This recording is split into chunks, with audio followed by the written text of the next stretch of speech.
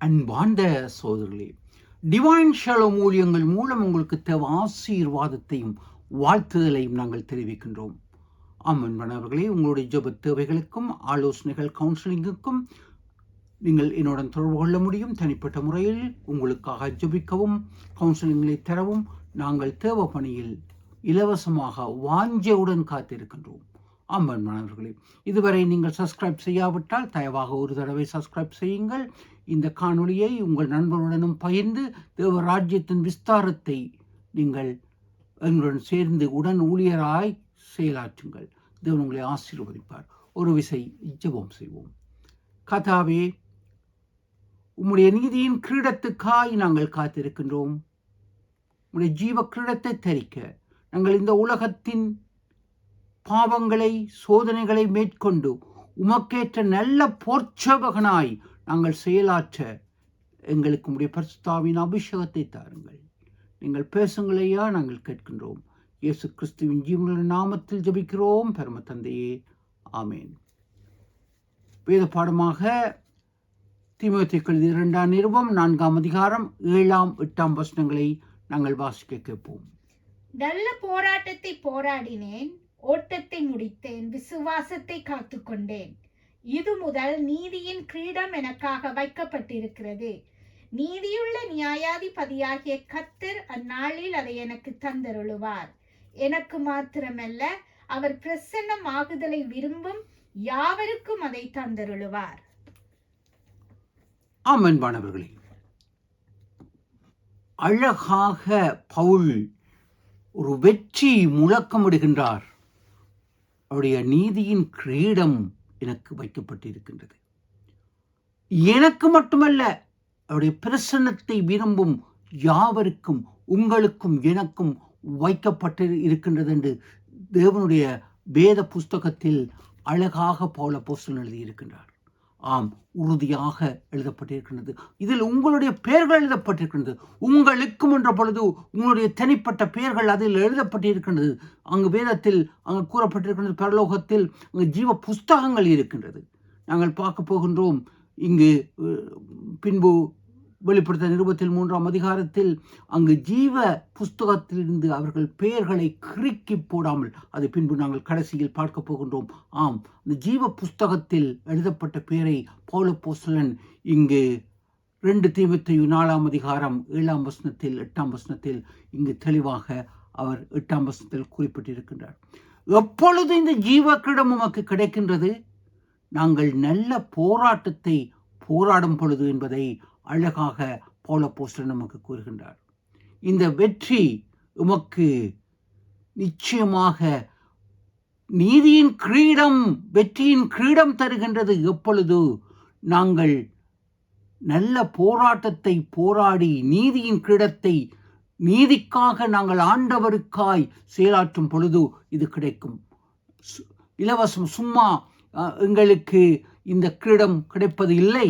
நாங்கள் போராடும் பொழுதுதான் அந்த கிரீடம் எமக்கு கொடுக்கப்படுகின்றது. மாணவர்களே, கடந்த காலங்களில் இந்த ஒலிம்பிக் பந்தயத்தை நாங்கள் பார்த்திருக்கின்றோம். அதில் ஆண்டவரின் ராப்போஜனத்தை குறித்து எள்ளி நகையாடிய சூழ்நிலைகள் எமக்கு மிகவும் வேதனையை தருகின்றது. அதில் கூட அங்கு வெற்றி வாகை சூடியவர்களுக்கு மட்டும்தான் அங்கு தங்கப்பதக்கம் கிடைக்கின்றது. ஒலிம்பிக் விளையாட்டின், இந்த உலக ரீதியான விளையாட்டின் மற்றும் உலகத்தின் வேறு வீர தீர விளையாட்டு போட்டிகளில் வெற்றி பெறுகின்றவர்களுக்கு நீதியின்படி இந்த தங்கப்பதக்கம் முதல் பரிசு கொடுக்கப்படுகின்றது என்றால், நீதியின் தேவன் எமக்கு எந்த அளவிற்கு தங்கப்பதக்கத்தை கொடுப்பார் என்பது எவ்வளவு உறுதியாக இருக்கின்றது என்பதை அறியக்கூடியதாக இருக்கின்றது. கடந்த சில ஆண்டுகளுக்கு முன்பு நான் ஒரு வக்கீலுக்கு உதவி வக்கீலனாக நான் கடமையாற்றினேன். நான் கோர்ட்ஸுக்கு அவருடன் செல்வது வழமையாக இருந்தது. அங்கு வழக்கு விசாரணைகளின் போது அதை உன்னிப்பாக கவனிக்கும் பொழுது அங்கு நீதிபதி எவ்விதமாக சரியான தீர்ப்புகளை கூறுகின்றார் என்பதை பார்க்கும் பொழுது, ஆம், எனக்கு தேவனின் இறுதி நியாய தீர்ப்பில் உலக ரீதியான நியாயாதிபதியை இப்படி சரியான தீர்ப்புகளை கொடுக்கின்றார் என்றால், எம் நித்திய தேவன் எந்த அளவிற்கு உமக்கு நீதியின் தேவன் உமக்கு நியாய தீர்ப்பை தரப்புகின்றார் என்பதை குறித்து நான் ஆச்சரியப்படுவதுண்டு. அந்த உலக ரீதியான வழக்குகளில் நியாய தீர்ப்புகளில் நான் பரலோக நியாய தீர்ப்பை குறித்து சிந்திப்பது வளமையாக இருந்தது. அன்பானவர்களே, அது எனக்கு ஆவிக்குரிய பலனை இன்னும் அதிகமாக தந்தது. தேவனுக்குள் என்னை இன்னும் பலப்படுத்தியது என்பதை நான் கூற வாஞ்சியாக இருக்கின்றேன். இங்கு நாங்கள் பார்க்கின்றோம், மத்தேயு 25 எம்பெருமான் இயேசு எவ்விதமாக நியாயாதிபதியாக மணவாளனாக வருகின்றார் என்பதை பார்க்கின்றோம். 25ஆம் வசனம் 10ஆம் வசனத்தில் அங்கு கூறப்படுகின்றது. புத்தி உள்ள 5 கன்னிகைகளும் அங்கு மணவாளன், எஜமான், ராஜா, இறைவன் வரும்பொழுது உள்ளே பிரவேசிக்கின்றார். ஆம், அங்கு விருந்து ஓம்பலில், இந்த விருந்தோம்பல் விருந்து சாலை பரலோக ராஜ்யத்தை விளக்குவதாக இருக்கின்றது. அங்கே உள்ளே செல்கின்றார்கள், கதவு அடைக்கப்படுகின்றது. மிகுதி 5 பேரும் புத்தி இல்லாதவர்களும் வெளியே தள்ளப்படுகின்றார்கள். இங்கு ஆண்டவர் கூறிய இந்த ஓமை எமக்கு புரியாத புதிராக இருக்கின்றது. அதை நாங்கள் விளங்கிக் கொள்வது இல்லை. அதன் ஆவிக்குரிய ஆழத்தை நாங்கள் அறிவது சற்று சிரமமாக எமக்கு இருக்கின்றது. புரிந்தும் புரியாமல் நாங்கள் அதை ஒரு கதையாக சிந்தித்துக் கொண்டிருக்கின்றோம். அது கதை அல்ல, நிச்சயமாக நடக்கப் போகின்ற ஒரு நிகழ்ச்சி. இந்த நிகழ்ச்சியை நான் அச்சொட்டாக வேதத்திலிருந்து உங்களுக்கு எடுத்து கூறுகின்றேன். இதே நிகழ்ச்சி நடந்திருக்கின்றது. இங்கு ஆதியாகமம் 5ஆம் அதிகாரம் முதல் 7ஆம் வசனம் வரை நாங்கள் பார்க்கும் பொழுது, அங்கு எவ்விதமாக 7ஆம் அதிகாரம் 1ஆம் வசனத்தில் நோவா நீதிமானாக இறைவன் முன் காணப்படுகின்றான். அந்த அழிந்து போகும் பாவ உலகத்தின் சந்ததியில் நோவா நீதிமானாக அங்கு காணப்பட்டு இறைவனின் கிருபையை பெற்றான் என்பதை பார்க்கின்றோம். அங்கு 16ஆம் வசனத்தில் கூறப்படுகின்றது, அங்கு நோவா இறைவனின் கட்டளையை கீழ்ப்படிந்து பேழைக்குள் அழைத்து செல்லப்பட்டு இறைவன் பேழையின் கதவை மூடுகின்றார். 7ஆம் அதிகாரம் 16ஆம் வசனத்தில் அங்கு இறைவன் பேழையின் கதவை மூடுகின்றார். இங்கு மத்தேயு 25ஆம் அதிகாரம் 10ஆம் வசனத்தில் மணவாளன் கதவை பூட்டுகின்றார். அதே மணவாளன் தான் அந்த இறைவன். ஆம், பழைய ஏற்பாட்டின் எலோகிம் தெய்வம், ஒரு தெய்வம், 3 ஆழ்தத்துவம். இயேசுவாக அந்த அதே இறைவன் வந்தார். அவர் கூறுகின்ற 25ஆம் அதிகாரம் 10ஆம் வசனம், அங்கு நோவாவின் காலத்தில் நடந்த அதே 4 கதவை, பேழையின் கதவை சாத்தினேன். அந்த பேழை பரலோக ராஜ்யத்தை எடுத்து விளக்குவதாக இருக்கின்றது. இனி அநேகவற்றை அந்த பேழை விளக்குகின்றது. திருச்சபையை விளக்குவதாக இருக்கின்றது. பரலோக ராஜ்யத்தை விளக்குவதாக இருக்கின்றது. பேழையின் கதவு அடைக்கப்படுகின்றது. ஆம், 7ஆம் அதிகாரம் 16ஆம் வசனத்தில் அங்கு 23ஆம் வசனத்தில் பார்க்கின்றோம், கதவு அடைக்கப்பட்ட பொழுது 7ஆம் அதிகாரம் 23ஆம் வசனத்தில் மற்ற அனைத்து மனிதர்களும் மிருக ஜீவன்களும் அனைத்தும் வெளியே விடப்படுகின்றன. உள்ளே சென்ற மிருக ஜீவன்கள் நோவாவும் அவனுடைய குமாரரும் 3 குமாரர், அவருடைய மனைவிகள் 8 பேர் மாத்திரம் தப்புகின்றார்கள். இறைவன் கிருபையை பெற்று மிகுதி அனைத்தும் அழிந்து போகின்றது. ஆம், இதைத்தான் இயேசு மத்தேயு 25ஆம் அதிகாரம் 10ஆம் வசனத்தில் அங்கு புத்தி உள்ள கன்னிகைகளின் ஓமையை பரலோக ராஜ்யத்தை குறித்து விளக்கும் பொழுது எடுத்து விளக்குவதாக இருக்கின்றது. இங்கு பவுல் அப்போஸ்தலன் தெளிவாக இங்கு கூறுகின்றார், நல்ல போராட்டத்தை போராடினேன், ஓட்டத்தை முடித்துக் கொண்டேன், இது முதல் நீதியின் கிரீடம் எனக்கு வைக்கப்பட்டிருக்கின்றது. ஆம், இந்த உலகத்தில் அநேக அசுத்தங்கள், பாவங்கள் அனைத்தும் மலிந்து காணப்பட்டு கொண்டிருக்கின்றன. இந்த உலகத்தில் பாவம் மலிவாக இலவசமாக நமக்கு கிடைக்கின்றது. ஆம், இன்டர்நெட்டை எடுத்தாலோ எடுத்தாலோ இலவசமாக அங்கு பாவம் அங்கு வருகின்றது. ஆனால் ஆண்டவருக்காய் வைராக்கியமாய் இருக்க வேண்டும் என்பதை பவுல் அப்போஸ்தலன் தெளிவாக கூறுகின்றார். ஒரு ஒலிம்பிக் பந்தய வீரன் எவ்விதம் தன் ஆவி, ஆத்மா, சரீரத்தை அடக்கி அந்த பொன் பதக்கத்தை பெற வேண்டும் என்று முயற்சித்திருக்கின்றாரோ அதே வண்ணம் இன்று நாங்களும் இருக்கின்றோம். அன்பானவர்களே, இங்கு நாங்கள் பார்க்கின்றோம், இந்த உலகத்தில் நமக்கு அநேக போராட்டங்கள் உண்டு.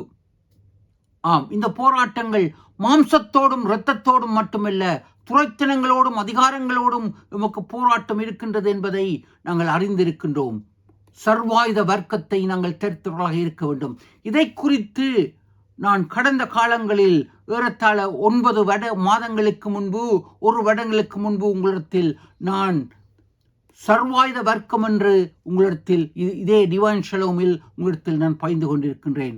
ஆம், நவம்பர் மாதம் 12ஆம் தேதி 2003ஆம் ஆண்டு நான் அங்கு சர்வாயுத வர்க்கம் என்பதை குறித்து நான் உங்களுக்கு பகிர்ந்து கொண்டிருக்கின்றேன். அன்பானவர்களே, சர்வாயுத வர்க்கம் என்பது தலைச்சீரா என்பதை நான் 14ஆம் தேதி, மே மாதம் 14ஆம் தேதி 2003ஆம் ஆண்டு பதிந்து இருக்கின்றேன். ஆம், அங்கு 14ஆம் தேதி, 17ஆம் தேதி, 14ஆம் தேதி பரிசுத்த ஆவியானவர் எமக்கு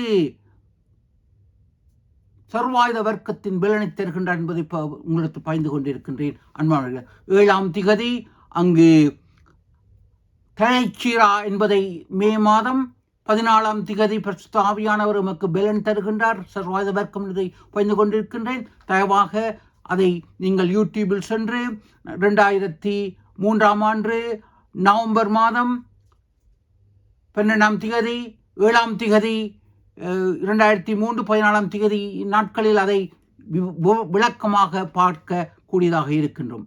அன்பானவர்களே, இன்றைய நாளில் நாங்கள் சரித்திரத்தினூடாக கடந்து செல்லும் பொழுது, அன்று 1947ஆம் ஆண்டு வின்ஸ்டன் சர்ச்சில் பிரதமராக இருந்த பொழுது அவருடைய உதவியாளர் யூத மனிதன் அங்கு வைஸ்மன் என்று அழைக்கப்படுகின்றவர், அவர் பாக்டீரியா மூலம் சில கண்டுபிடிப்புகளை கண்டுபிடித்து அது 2ஆம் உலகப் போரில் இங்கிலாந்து வெற்றி பெறுவதற்கு ஏதுவாக இருந்தது.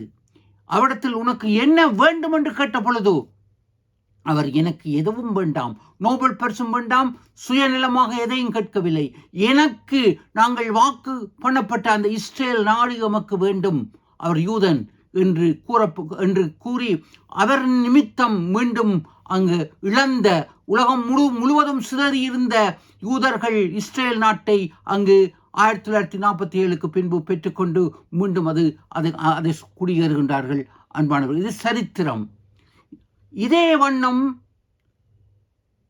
அங்கு யூதர்கள், சரீரப்பிரகாரமான யூதர்கள் இவ்வளவு வைராக்கியமாக ஆண்டவருக்காய் செயல்பட்டால், ஆவிக்குரிய யூதர்கள் இஸ்ரவேலர் நாங்கள் எந்த அளவு ஆண்டவருக்காய் வைராக்கியமாய் நாங்கள் செயல்பட வேண்டும். பவுல் கூறுகின்றதைப் போல நல்ல போராட்டத்தை நாங்கள் போராடுகின்றோம். நீதியின் கிரீடம் உமக்கு கிடைக்கின்றது, வேதத்தில் உங்களுடைய பெயர் எழுதப்பட்டிருக்கின்றது. ஆமென். நாங்கள் ஆவிக்குரிய யூதர்கள் எங்கள் பரம கானானை அடைய வேண்டும் என்று அந்த வைராக்கியத்தில் இந்த உலகத்தின் சிற்றின்பங்களை விட்டு ஆண்டவருக்காய் நாங்கள் போராடுகின்றோமா? ஆண்டவருக்காய் எங்கள் ஆத்மாவை நாங்கள் காத்துக்கொள்ள அழைக்கப்படுகின்றோம். இங்கு வெளிப்படுத்தல் நிருபம் 3ஆம் அதிகாரம் 5ஆம் வசனத்தில் கூறப்படுகின்றது, ஜெயம் கொள்கின்றவனுக்கு நீதியின் கிரீடமும் வெண்வஸ்திரம் வைக்கப்பட்டிருக்கின்றது. ஆம், பவுல் கூறுகின்ற அந்த வெற்றியின் வார்த்தை நீங்களும் நானும் கூற அழைக்கப்பட்டிருக்கின்றோம். ஏனோதானோ என்ற கிறிஸ்தவ வாழ்க்கை அல்ல, நிச்சயமாக நாங்கள் பரலோகம் செல்லுவோம் என்ற உறுதியில் இந்த உலகத்தின் போராட்டங்களை நாங்கள் மேற்கொண்டு ஆண்டவருக்காய் செயலாற்ற அழைக்கப்பட்டிருக்கின்றோம். தேவன் உங்களை ஆசீர்வதிப்பார். பிதா, குமாரன், பரிசுத்தாவின் நாமத்தில் ஆமென். அன்பானவர்களே, தேவராஜ்யத்தின் விஸ்தாரத்துக்கு நீங்கள் இக்காணொலியை பார்த்தும் இதை உங்கள் நண்பர்களுடன் பகிர்வதற்கும் சப்ஸ்கிரைப் செய்வதற்கும் மிக்க நன்றி. தேவன் உங்களை ஆசீர்வதிப்பாராக.